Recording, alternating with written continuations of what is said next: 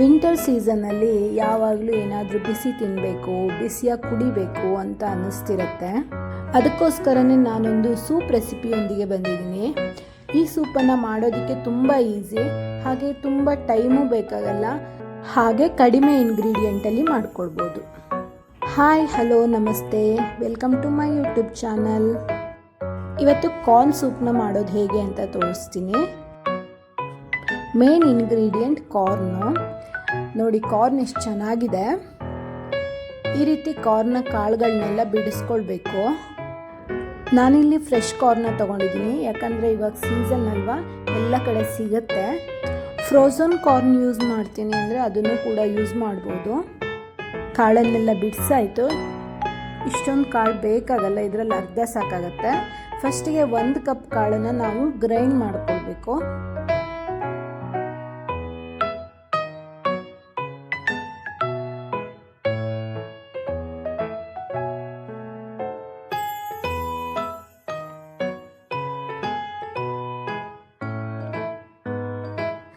Mixie ಜಾರಿಗೆ 1 cup ಕಾರ್ನನ್ನು ಹಾಕ್ಕೊಂಡಿದ್ದೀನಿ. ಅದಕ್ಕೆ 1 ಇಂಚು ಶುಂಠಿಯನ್ನು ಹಾಕ್ಕೊಂಡಿದ್ದೀನಿ.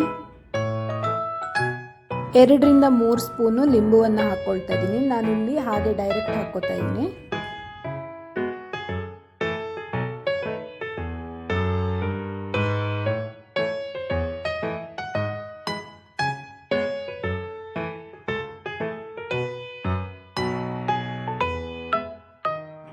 ಹಾಗೆ 1/4 ಸ್ಪೂನಷ್ಟು ಪೆಪ್ಪರ್ ಪೌಡರನ್ನು ಹಾಕ್ಕೊತಾ ಇದ್ದೀನಿ.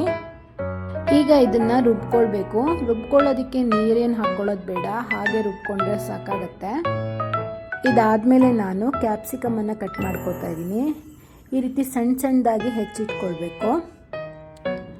ಇದ್ರ ಜೊತೆ ನಾವು ಬೇರೆ ವೆಜಿಟೇಬಲ್ಗಳನ್ನು ಆ್ಯಡ್ ಮಾಡ್ಕೊಳ್ಬೋದು. ನಾನಿಲ್ಲಿ ಸ್ವಲ್ಪ ಕ್ಯಾಪ್ಸಿಕಮ್ಮು ಮತ್ತು ಸ್ವಲ್ಪ ಕಾರ್ನನ್ನು ತೊಗೊಂಡಿದ್ದೀನಿ. ಈಗ ನಾನು ಸ್ಟವ್ ಆನ್ ಮಾಡಿ ಬಾಣಲೆನ ಇಟ್ಕೊಳ್ತಾ ಇದ್ದೀನಿ. ಇದಕ್ಕೆ ನಾನು 1.5 ಸ್ಪೂನಷ್ಟು ತುಪ್ಪವನ್ನು ಹಾಕೋತಾ ಇದ್ದೀನಿ. ಇದಕ್ಕೆ ನಾನು 1/4 ಸ್ಪೂನಷ್ಟು ಜೀರಿಗೆಯನ್ನು ಹಾಕೋತಾ ಇದ್ದೀನಿ. ಹಾಗೆ ಇದಕ್ಕೆ ಚಿಕ್ಕದಾಗಿ ಹೆಚ್ಚಿಟ್ಕೊಂಡಿರುವಂತಹ ಕ್ಯಾಪ್ಸಿಕಮ್ಮು ಮತ್ತು ಕಾರ್ನನ್ನು ಹಾಕ್ಕೊಂಡು ಫ್ರೈ ಮಾಡ್ಕೋತಾ ಇದ್ದೀನಿ. 2 ನಿಮಿಷ ಫ್ರೈ ಆದಮೇಲೆ ನಾವು ರುಬ್ಬಿಟ್ಕೊಂಡಿರುವಂತಹ ಮಿಶ್ರಣವನ್ನು ಇದಕ್ಕೆ ಹಾಕ್ಕೊಳ್ಬೇಕು. ಹಾಗೆ ಮತ್ತೆ 2 ನಿಮಿಷ ಫ್ರೈ ಮಾಡಿಕೊಳ್ಬೇಕು. ರುಬ್ಬಿಟ್ಟಿರುವ ಮಿಶ್ರಣ ಹಾಕೋ ವಿಡಿಯೋ ಸ್ಕಿಪ್ ಆಗಿದೆ. ಇದಾದಮೇಲೆ ನಾನು ನೀರನ್ನು ಹಾಕ್ಕೋತಾ ಇದ್ದೀನಿ. ನಮಗೆ ಎಷ್ಟು ಕನ್ಸಿಸ್ಟೆನ್ಸಿ ಬೇಕು ಅಂತ ನೋಡಿಕೊಂಡು ನಾವು ನೀರನ್ನು ಹಾಕ್ಕೊಳ್ಬೇಕು.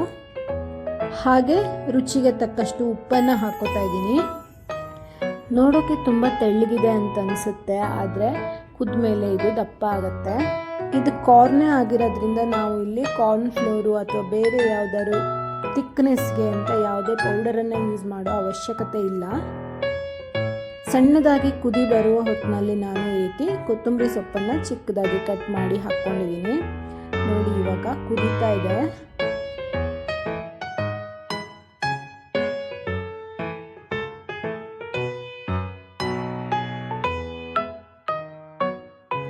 ಇವಾಗ ಇದು ಆಗಿದೆ.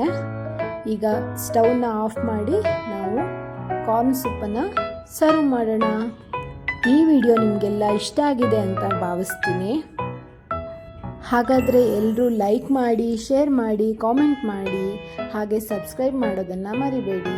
ನೀವು ಫಸ್ಟ್ ಟೈಮ್ ನೋಡ್ತಾ ಇದ್ದರೆ ಸಬ್ಸ್ಕ್ರೈಬ್ ಮಾಡಿಕೊಂಡು ಪಕ್ಕದಲ್ಲಿರೋ ಬೆಲ್ ಐಕನ್ನ ಪ್ರೆಸ್ ಮಾಡ್ಕೊಳ್ಳಿ. ಇದರಿಂದ ನಾನು ಹಾಕೋ ವಿಡಿಯೋದ ನೋಟಿಫಿಕೇಷನ್ ನಿಮಗೆ ಮೊದಲೇ ಸಿಗುತ್ತೆ. ಈ ರೆಸಿಪಿನ ಟ್ರೈ ಮಾಡ್ತೀರಿ ಅಲ್ವಾ ಎಲ್ಲರೂ?